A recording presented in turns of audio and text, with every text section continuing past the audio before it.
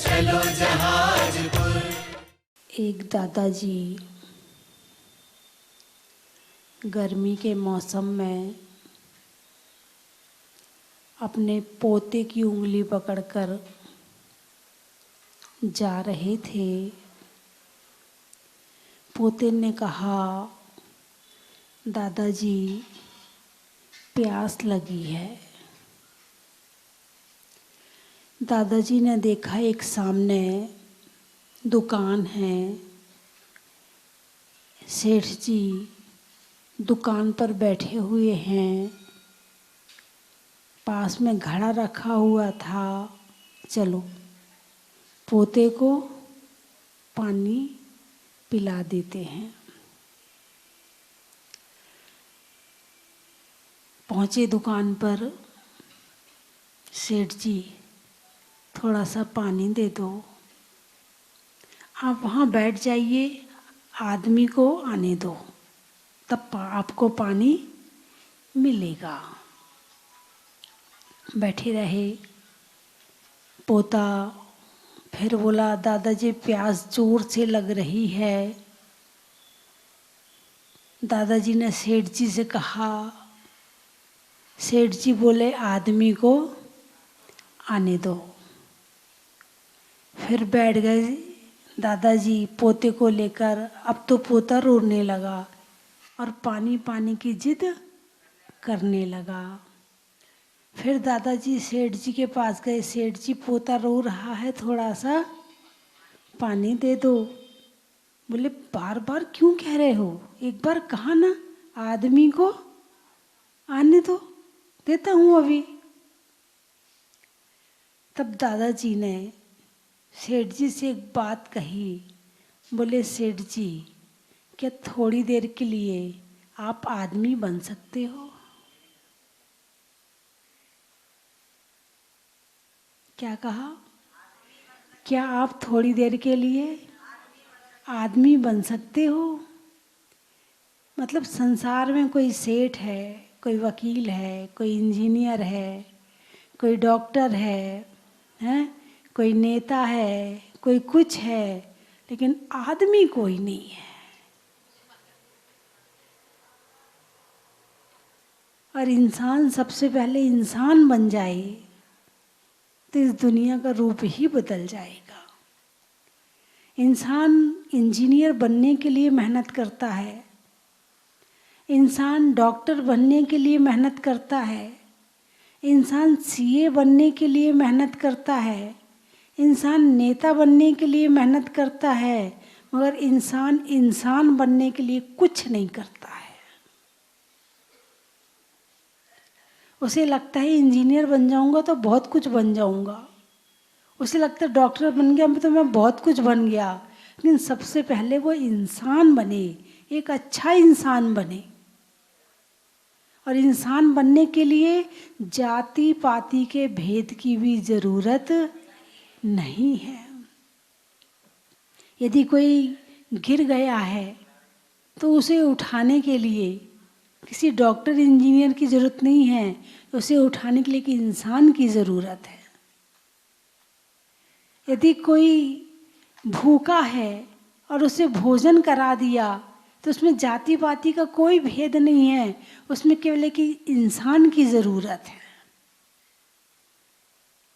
यदि एक इंसान अच्छा इंसान भी बन जाए ना तो समझना ये जीवन सार्थक हो गया। वरना यूं ही आए थे और यूं ही चले जाएंगे। डॉक्टर इंजीनियर तो बन गए मगर इंसान ना बन पाए। इंसान बनने के लिए सरल स्वभावी होना ज़रूरी है। इंसान बनने के लिए कोमल हृदय होना ज़रूरी है। इंसान बनने के लिए दया भाव ज़रूरी है। दया धर्म का मूल है। पाप मूल अभिमान। और तुलसी दया न छोड़िए जब तक घट में प्राण। घट में प्राण, घट यानी घड़ा। इस शरीर को घट कहा है यहाँ। जब तक इस शरीर में प्राण है तुलसी दया न छोड़िए। और ये बात कोई जैनी नहीं कह रहा है, ये तुलसीदास जी कह रहे हैं।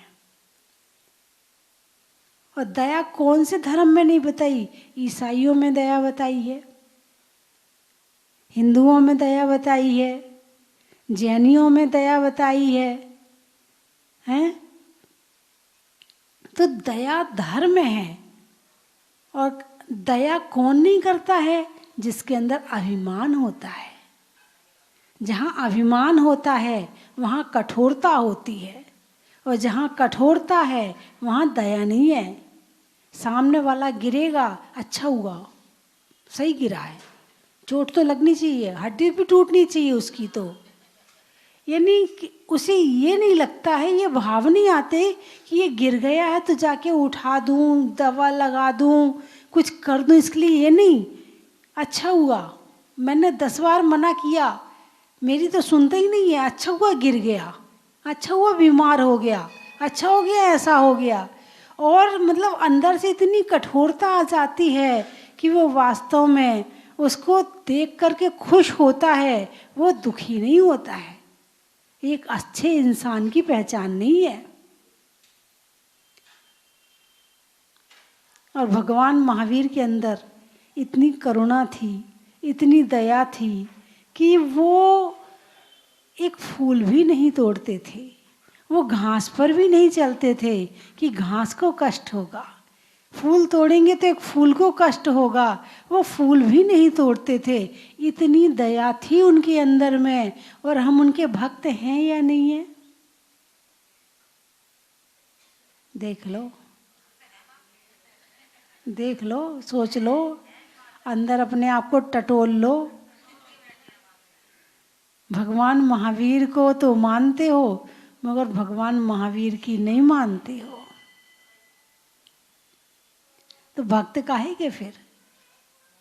भक्त तो वो है जो उनके जैसा बनने का प्रयास करता है, उन्हें फॉलो करता है, उन्हें अपने जीवन में उतारता है, उनके जैसे बनने का प्रयास करता, वो भक्त है। और जो भक्त केवल पूजा पाठ करता है, जय जय नाथ परम गुरु होए, और बाहर जाके वही शुरू होए।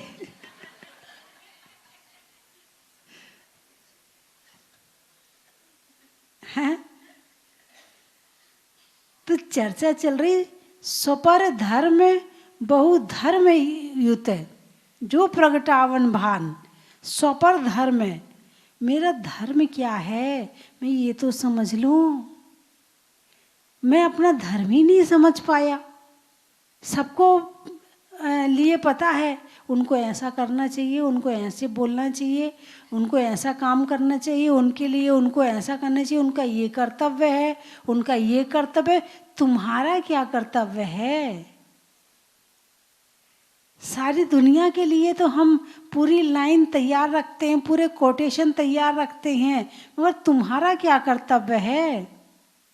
अपने कर्तव्य तो याद नहीं है, मगर सारी दुनिया के लिए सोचते हैं। बच्चों को याद है मम्मी पापा को क्या करना चाहिए बच्चों के लिए? आप मेरी मम्मी हो, आपके लिए आपको ये ऐसा ऐसा करना चाहिए मेरे लिए। आप मेरे पापा हो, आपको मेरे लिए कमाई करना चाहिए, पैसा कमाना चाहिए, सब पता है। लेकिन बच्चों को माँ बाप के लिए क्या करना चाहिए पता है आपको? बहू को पता है कि सास को क्या करना चाहिए मेरे लिए, लेकिन बहू को ये पता है कि मुझे सास के लिए क्या करना चाहिए। अरे बोलिए ना, ये बात केवल एक तरफ की नहीं हो रही है, ये सभी तरफ की हो रही है, हर तरफ की हो रही है। साधु को क्या करना है आपको पता है? क्या करना चाहिए? समय करना चाहिए, टाइम है भाई। हाँ, माता जी समय की नहीं कर रही है, 12 बज के देखो हैं। माता जी को पैदल चलना चाहिए, ठंड है तो क्या हुआ, उनका तो नियम है, उन्हें तो ठंड में भी चलना चाहिए, यहाँ भी जाना चाहिए, वहाँ भी जाना चाहिए। और जाना चाहिए भाई, माता जी आई हैं तो हमारे मोहल्ले में भी तो आना चाहिए। ठंड हो रही तो क्या हुआ? अरे बोलिए ना, हैं? न्योतने वाले तो यहाँ है ही नहीं जो मुझे यहाँ बुला के लाए थे, जिनने मेरा प्रोग्राम बनाया था कि माता जी 18 तारीख को शहर चलो, और आज 2 दिन से वो गायब हो गए, और कह के भी नहीं गए मुझे कि माता जी मैं जा रहा हूँ। अब उन्हें कह के नहीं जाना चाहिए था क्या? पहली बात तो जाना नहीं चाहिए था। है, मेहमान को घर में बुलाया और ताला लगा के चले गए। वो है ना, एक बंगाली क्या होते, वो मुंह फुला फुला के बात करते। वो महावीर भगवान को महावीर भगवान की जय, वो ऐसे बोलते हैं। तो एक मोहल्ले में एक बंगाली आया और पूरे मोहल्ले में कह के आया भोजन का बुलावा है, भोजन का। तो भोजन के नाम पे सब पहुंच गए टाइम से। अब बोले भोजन कहाँ है? बोले भोजन कीजिए। बोले है कहाँ भोजन? बोले भोजन यानी भजन।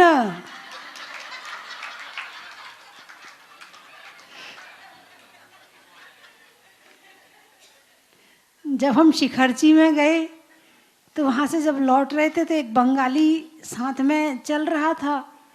तो दोपहर का जो बिहार चल रहा था, तो हम लोग निकले तो वो लोग गाड़ी लेके आगे निकल गए थे पहले, फिर वो गाड़ी लेके वापस आए। वो पैदल आ रहा था। मैंने कहा हूँ? बोले घोड़ी भूल गया, घोड़ी। मैं संग में घोड़ी तो है ही नहीं है कोई। बोले घोड़ी घोड़ी।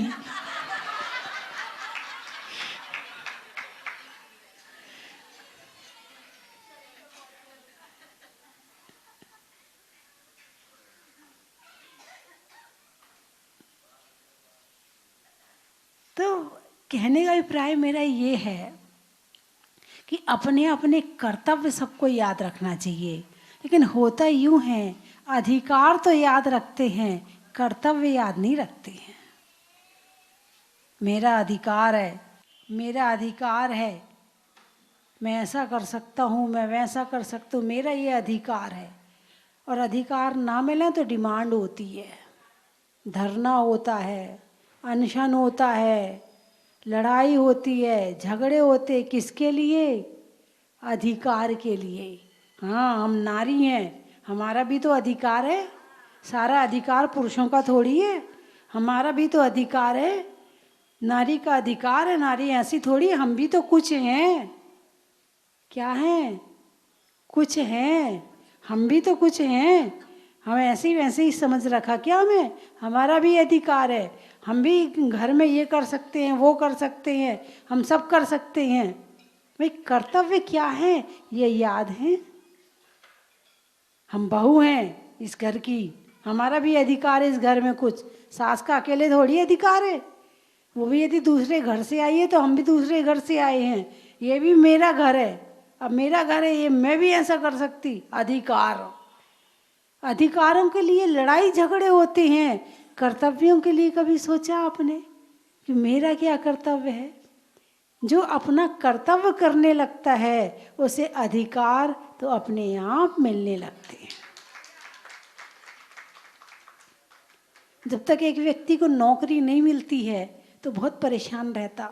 भगवान बस कहीं से मिल जाए नौकरी, भगवान बस करवा दे कहीं जुगाड़, कहीं नौकरी मिल जाए, ये चढ़ाऊँगा वो चढ़ाऊँगा।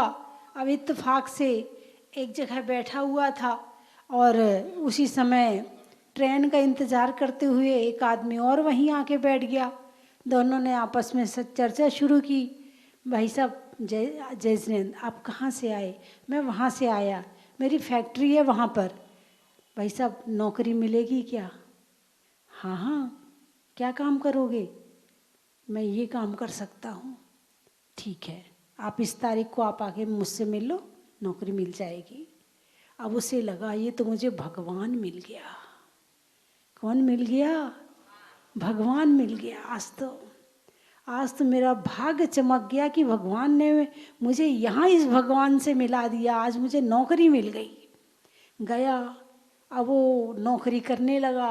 अब उसे सेठ जी क्या लग रहे हैं? भगवान लग रहे हैं। अब नौकरी करते करते 1 महीना हो गया, 2 महीना हो गया। वहाँ जो और स्टाफ है उसके साथ मिलने लगा, उठने बैठने लगा, बातचीत होने लगी, मित्रता हो गई। अब वो जो पहले पुराना स्टाफ था वो थोड़ा पुराने पुराने जो होते हैं ना, वो अपनी जड़ जमा लेते हैं और जड़ जमा के फिर दूसरे की जड़ उखाड़ते हैं फिर वो। अब उन्हें लगा ये सेठ तो तनख्वाह कम देता हमें, हमसे नौकरी ज़्यादा करवाता, काम ज़्यादा करवाता है और तनख्वाह कम देता है हमें, तो इसको तो ज़्यादा देनी चाहिए। अब उनने आपस में सबने मिल के कहा हम हड़ताल करेंगे। क्या करेंगे? हमारा जो सेठ है ना वो बहुत खराब आदमी है, हमसे काम ज़्यादा करवाता है और पैसा कम देता है। अब उसमें वो भी शामिल हो गया जिसको पहले उसमें भगवान नजर आते थे। अब पहले वो सोच रहा था कि नौकरी मिल तो जाए कहीं से, अब लग रहा है कि ये तो सेठ तो मेरा दुश्मन है? काम कम और पैसा ज़्यादा चाहिए, काम ना करना पड़े, इसलिए लोग सरकारी नौकरी चाहते हैं। सरकारी स्कूल में पढ़ाना नहीं चाहते हैं, मगर नौकरी सरकारी चाहते हैं जिसमें काम कम और पैसा ज़्यादा। बंधुओं, मैंने बहुत सारी बातें बता दी आपको, अधिकार की, कर्तव्य की, दया की, धर्म की, जाति की, हैं बनने की, बहुत सारी बातें बता दी। अब इन सब के बीच में हमें ये खोजना है कि मुझे क्या करना चाहिए, मुझे क्या करना चाहिए, मुझे क्या बनना है। चलिए मैं आपसे पूछती, आपको क्या बनना है? अरे बोलिए ना।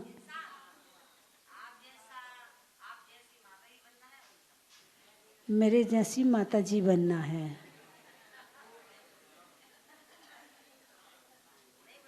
बहुत त्याग चाहिए, बहुत बहुत कुछ छोड़ना पड़ेगा। जो बुराइयाँ, जो कमियाँ अंदर में हैं, जो अहंकार बैठा है ना, सबसे पहले तो उसे छोड़ना पड़ेगा यहाँ तक पहुँचने के लिए। और बड़े बनने के लिए बड़ी सोच रखनी पड़ेगी, और उस बड़ी सोच के अंदर सब कुछ आ जाता है। जो समुद्र है ना बहुत बड़ा है, बहुत बड़ा है, और समुद्र ऐसे ही बड़ा नहीं बना है, उसमें नाले का पानी भी आता है, नाली का पानी भी आता है, नदियाँ भी आती हैं, उसमें झरने का पानी भी आता है, उसमें सब तरह का पानी आता है। और जो सब तरह के लोगों को अपने अंदर समाहित करके और प्रेम कर लेता है वो बड़ा बन जाता है। और जो छोटे दिल से काम करता है, छोटी सोच से काम करता है, छोटे विचारों से काम करता है, तो वो छोटे ही बन के रह जाता है, वो बड़ा नहीं बन पाता है। इंसान की छोटी सोच और पाँव की मोच आगे नहीं बढ़ने देती है। क्या कहा? इंसान की छोटी सोच और पाँव की मोच ये इंसान को आगे नहीं बढ़ने देती है। और आगे बढ़ना है तो सोच को भी बड़ा बनाना पड़ेगा और मोच भी सही करनी पड़ेगी। बात समझ में आई कि नहीं आई? अब बड़ा बनना है तो बड़े बनने के लिए बहुत कुछ सहन भी करना पड़ता है। तुम सोचो कि हम बड़े बन जाएं और किसी की सुने ना, कैसे सुन ले? हाँ, हम फालतू हैं क्या जिनकी सुने? अच्छा मुझे ये बताओ, भगवान बड़े हैं कि नहीं हैं? बड़े हैं। किसकी सुनते हैं? भगवान बड़े हैं ना, हैं? बोलते नहीं हैं और सुनते सबकी हैं, और जो सबकी सुन लेता है वो ही बड़ा बनता है। ये सबकी सुनते हैं, सबकी, और कोई जवाब नहीं देते हैं, और जो जैसी श्रद्धा से आता वैसा ही फल पाता है। तो अपने आप को इंसान बड़ा तो बनाना चाहता है, लेकिन बड़े बनने के लिए जो कुछ चाहिए उसको फॉलो नहीं करना चाहता है। और उसके लिए तो मैं क्या बताऊं, अहंकार छोड़ना पड़ेगा, सामने वाले की 10 गलतियां क्षमा करनी पड़ेंगी, सामने वाले की कमियां देखने के बाद भी उसके गुणों की तारीफ करनी पड़ेगी। उसकी कमियां निकालने के लिए उसे पहले गुणों से परिचित कराना पड़ेगा, फिर कमियों से परिचित कराना पड़ेगा। हित मित और प्रिय वाणी बोलनी पड़ेगी। हितकारी हो, थोड़ी हो और प्रिय हो, ऐसी वाणी बोलनी पड़ेगी, तब कहीं जाकर आप बड़े बन पाओगे। हम कड़वा बोलें, हम बुरा बोलें, हम सामने वाले की दिन भर अपमान करें, सामने वाले को टॉर्चर करें, सामने वाले को नीचा दिखाएं, फिर सोचें कि हम बड़े बन जाएं। सामने वाला आपको ऐसे ही नहीं बड़ा नहीं बना देगा। सामने वाले की नज़र में बड़े बनने के लिए आपको पहले बहुत कुछ छोड़ना पड़ेगा। अब चाहे घर की बात हो, चाहे समाज की बात हो, चाहे तुम विधायक बन जाओ, चाहे तुम नेता बन जाओ, कुछ भी बन जाओ, यदि कहीं बड़ा बनना है तो इन सब चीज़ों की ज़रूरत है। और फिर भी इत्तेफाक से ये सब चीज़ें नहीं हैं और आप बड़े बन गए, तो लोग आपको बड़े देख तो रहे हैं, मगर आप बड़ा बने इस बात से खुश नहीं है। बड़े बनने जिस पद पर आप पहुंचना चाहते थे, उस पद पर पहुंचना अलग बात है, लेकिन उस पद पर पहुंचकर एक अच्छा आदमी बनना वो और अलग बात है।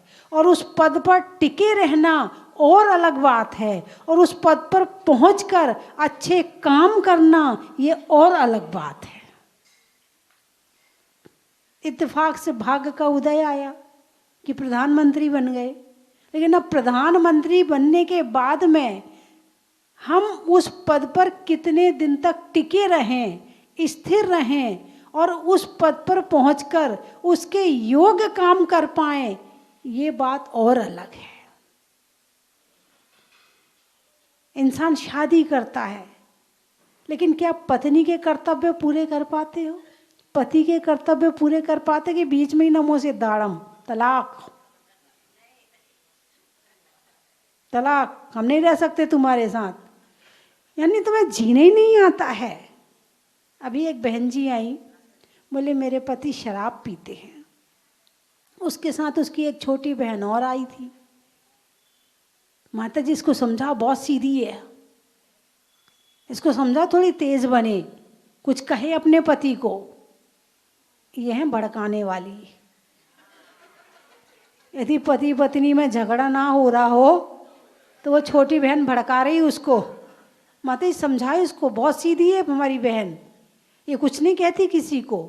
हाँ, अब वो भड़का रही है उसको, पति पत्नी में झगड़ा करवा रही है, घर में शांति चल रही है ना। तो मैंने कहा कि तुम्हारे पति शराब पीते, ये तो मैंने सुन लिया, लेकिन तुम ये बताओ क्या वो तुम्हें परेशान करते हैं? बोले नहीं। मैंने कहा वो तुमसे झगड़ा करते हैं? बोले नहीं। मैंने कहा वो मंदिर नहीं जाने देते? बोले नहीं, वो तो खूब कहते कि तुम्हें अच्छे से धर्म करो, कोई हमारी तरफ से बंदिश नहीं है, पूजा करो, दान करो, पाठ करो, सब करो। मैंने कहा शराब पीते? बोले हाँ। तो मैंने कहा समय आएगा छोड़ देगा। ऐसा ना हो कि तुम्हारे झगड़ा करने से उसे टेंशन हो तो और ज़्यादा पीने लगे। अभी वो 7 दिन में 1 बार पीता है, फिर तुम झगड़ा रोज करो तो टेंशन में रोज पीने लगे। ठीक है, प्यार से कभी कभी कह दो, प्यार से कभी कभी कह दो, झगड़ा करोगी तो दिक्कत होगी। तो मैंने कहा उसकी छोटी बहन से, मैंने कहा तुम इन्हें क्यों लड़वा रही हो? मैंने कहा यदि ज़्यादा लड़ाई होगी तो तलाक भी हो सकती है, पर शराब तो छूटेगी नहीं, पति और छूट जाएगा। मैंने कहा ठीक है, एक आध दिन कभी साधु संत के पास पहुंच जाए, एक आध दिन कभी उसका भाग्य उदय आए तो वो शिखर जी जाए, उसका ही मन करे कि नहीं अब मैं शिखर जी की वंदना के बाद मैं शराब छोड़ दूंगा। बहुत से लोग होते हैं शिखर जी जाते हैं, सोनागिर जाते हैं और छोड़कर आ जाते हैं। ठीक है, बुराई है, मान रहे हैं कि बुराई है, लेकिन इसका मतलब ये नहीं है कि तुम लड़ के तुम उसको ही छोड़ दो। पाप करना बुरा है,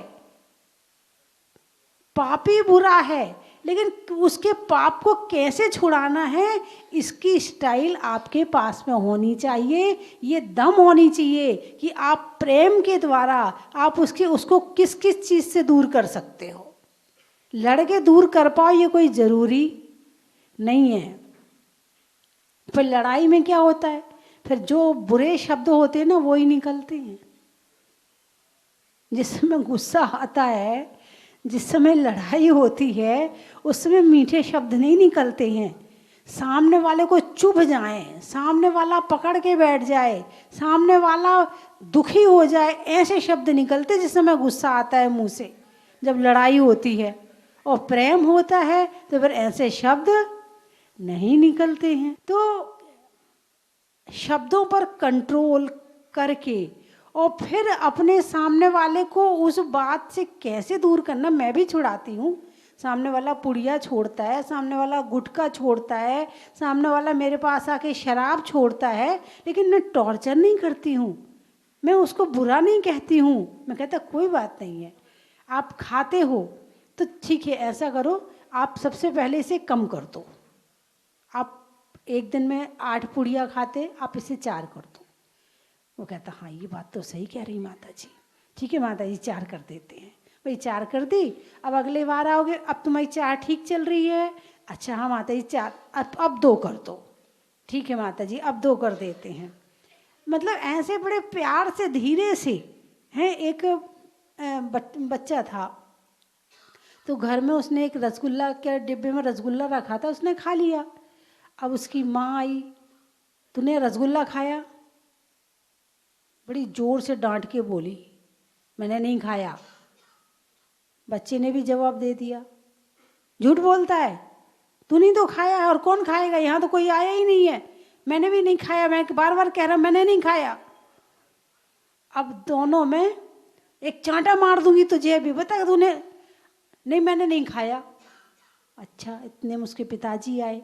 पिताजी ने कहा कोई बात नहीं, तुम अलग हो, मैं बात करता हूँ। बेटा रसगुल्ला तो क्या, ये सारी प्रॉपर्टी तेरी है, ऐसे तो कई रसगुल्ला और ले आऊँगा तेरे लिए, कोई बात नहीं है। बस दिक्कत ये है कि उस रसगुल्ले में एक गुठली थी, यदि वो गुठली तेरे पेट में पहुंच जाएगी तो पेड़ उग जाएगा उसमें, इसलिए पूछ रहा हूँ कहीं तूने वो रसगुल्ला खाया तो नहीं है, नहीं तो फिर अभी तेरे को डॉक्टर के पास ले जाके इंजेक्शन लगवाना पड़ेगा।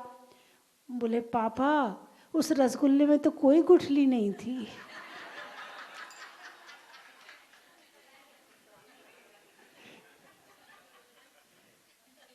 बात समझ में आई कि नहीं आई? क्या है? हाँ हाँ, प्रेम से पूछा तो बता दिया, और डांट के पूछ रही है तो नहीं बता रहा, झूठ बोल रहा है। बच्चा झूठ कब बोलता है? जब भय होता है कि भी डांट पड़ेगी, मार पड़ेगी, और उसे पता चल जाए नहीं कि मेरी माँ डांटेगी नहीं, प्रेम से समझा देगी, प्रेम से बता देगी, तो फिर वो भी सच बोल देता है। मित्रता के संबंध में झूठ नहीं बोला जाता है, जहाँ भय होता तो फिर झूठ बोलते हैं, है ना। काने से काना कहो तो जय है वो रूठ, धीरे धीरे पूछ ले भैया कैसे गई थी फूट। हैं, यदि काने से कहा अबे अंधे तेरी आँख कैसे फूटी, एक तरीका ये भी है, और एक तरीका ये भी है कि भाई तेरी आँख में क्या हो गया था, कैसे आँखों की रोशनी चली गई हैं, तो वो भी फिर वो सारा दुख तुम्हारे सामने उड़ेल देगा कि भाई एक बार ऐसे हो गया था, एक बार ऐसे हो गया था, फिर ऐसे मेरे को इतनी परेशानी हुई, वो सारी बात बता देगा। और तुम अंधे को अंधा कहोगे तो वो भी फिर तुमसे नाराज हो जाएगा। एक बच्चे को मम्मी ने मारा। उसके इतने में पिताजी आए, और भी लोग थे, तो बोले भाई किसने पीटा इसको? तो जो बच्चा पिताजी थे बोले बेटा तुझे किसने मारा? बोले लुगाई ने मारा, तुम्हारी। क्या बोला? बात सत्य है कि असत्य है?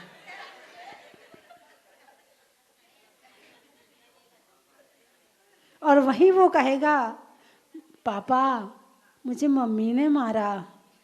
बात सत्य है कि असत्य है? सब सत्य बात दोनों है, लेकिन एक बात सत्य होते हुए भी असत्य की श्रेणी में आएगी, क्योंकि जो सत्य 10 प्रकार के सत्य होते उसमें एक ये भी होता है कि यदि कठोर बोलते हो तो वो असत्य की श्रेणी में आता है। कठोर सत्य असत्य की श्रेणी में आता है। यदि सत्य में कठोरता है, सामने वाले को चोट लग रही है, तो वो असत्य की श्रेणी में है। तुम्हें लगता है कि तुम सत्य बोल रहे हो, लेकिन तुम असत्य बोल रहे हो, क्योंकि वो सामने वाले को कष्ट दे रहा है। और सत्य कभी कष्ट नहीं देता है। सत्यम शिवम सुंदरम। सत्य प्रिय होता है, कल्याणकारी होता है, हित होता है, थोड़ा होता है, लेकिन अच्छा होता है, वो सत्य होता है, और उसमें ही दया होती है। तो जीवन कैसा बनाना है ये हमारे हाथ में है। हम अपना जीवन कैसा बनाना चाहते, हम ऐसा नहीं बनाते। हमें सामने वाले को कैसा ट्रीट करना है, हम अपना जीवन वैसा बनाते हैं। हमें सामने वाले को क्या करना है, हमारा जीवन उस आधार पे चलता है। हमें अपना जीवन कैसा बनाना है, हमारा जीवन उस आधार पे नहीं चलता है। हमें सामने वाले को गुस्सा करना है, सुधारना है, तो हम ऐसे हो जाएंगे। सामने वाले को नहीं सुधारना है तो हम ऐसे हमें कैसा बनाना वो हम नहीं बनते हैं। अरे बोलिए ना, तो हमारा जीवन हमारा कहाँ रहा? ये तो हम सामने वाले के हिसाब से मुड़ते रहे, सामने वाले के हिसाब से चलते रहे। वो जैसा चल सोचता है हम ऐसा चल लेते। सामने वाला चाहता हम गुस्सा करें तो हम गुस्सा कर लेते हैं। सामने वाला चाहता हम रोएं तो हम रो लेते हैं। सामने वाला चाहता कि हम बुलाएं तो वो बुला लेता है, वो भगाए तो हम चले जाते। हमारा रिमोट हमारे पास में नहीं है। चलिए मैं 3 चीज़ें बोलूँगी, आपको कहना बड़ा ही महत्व है। स्वभाव में नर्म का, भोजन में गर्म का, और जीवन में धर्म का। अच्छा दिखने का, गुस्से में नहीं चीखने का, और साधु संतों से, भगवान से, शास्त्रों से सीखने का।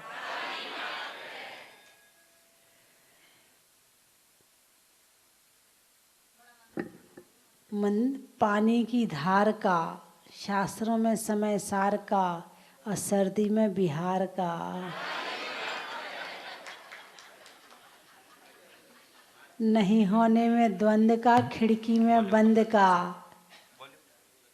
और आज सर्दी के बिहार में आनंद का। अनाज में दाने का, इनाम में पाने का, और सर्दी में बिहार करवाने का। बड़ा ही महत्व है। रहने के लिए धरा का, सतियों में अनंग सरा का, और आने वालों में नगरा का। बड़ा ही नहीं ढाने में कहर का, और मंदिरों में शहर का। बड़ा ही महत्व है। युद्ध में असी का, कप में बसी का, और रानियों में झांसी का। बड़ा ही महत्व है। शब्द बोलिए 1-2 मैं बता देती हूँ फिर। पद्म प्रभु भगवान का। पद्म प्रभु भगवान, शरीर में पद्म प्रभु भगवान का। बड़ा ही महत्व। खेत में धान का, शादी में पान का, और कल होने वाले पद्म प्रभु भगवान का।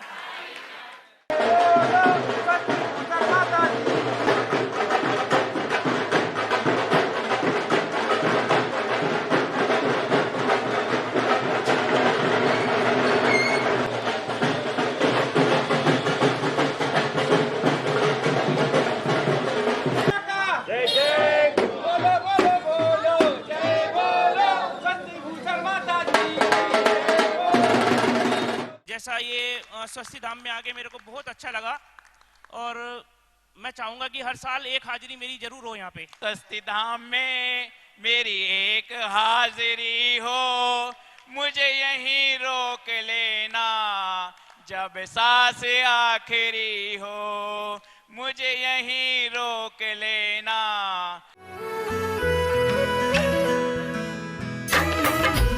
जन की थाल को सजाओ रे आज, रत्नों की थाल को भर लाओ रे आज। आओ आओ करे रे गुणगान आरती भगवन की। आओ आओ करे गुणगान आरती भगवन की।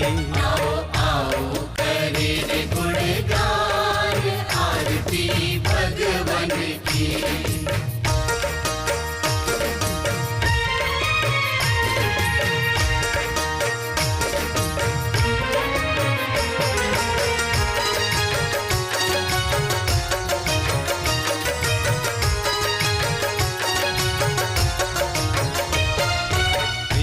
सुमित्र के राज दुलारे, माँ पद्मा जी के नैनों के तारे। पिता सुमित्र के राज दुलारे। अपने इस मानव भव को सफल बनाने का आपके जीवन में आया है अभूतपूर्व अवसर। स्वस्ति धाम प्रणेत्री परम विदुषी लेखिका भारत गौरव आर्यका श्री स्वस्ति भूषण माता जी की पावन प्रेरणा एवं मंगल आशीर्वाद से मध्य प्रदेश की धन्य धरा पर स्थित सिद्ध क्षेत्र सोनागिर के पवित्र पर्वत पर बन रहा है भव्याति भव्य सहस्त्रकूट जिनालय। आप अपने व अपनों के नाम से एक प्रतिमा अथवा एक से अधिक प्रतिमाएं विराजमान कर सहस्त्र पुण्य के भागीदार बने। एक प्रतिमा की न्यौछावर राशि 1,11,000 रुपए मात्र। अपनी स्वीकृति प्रदान करने हेतु दिए गए नंबरों पर शीघ्र संपर्क करें।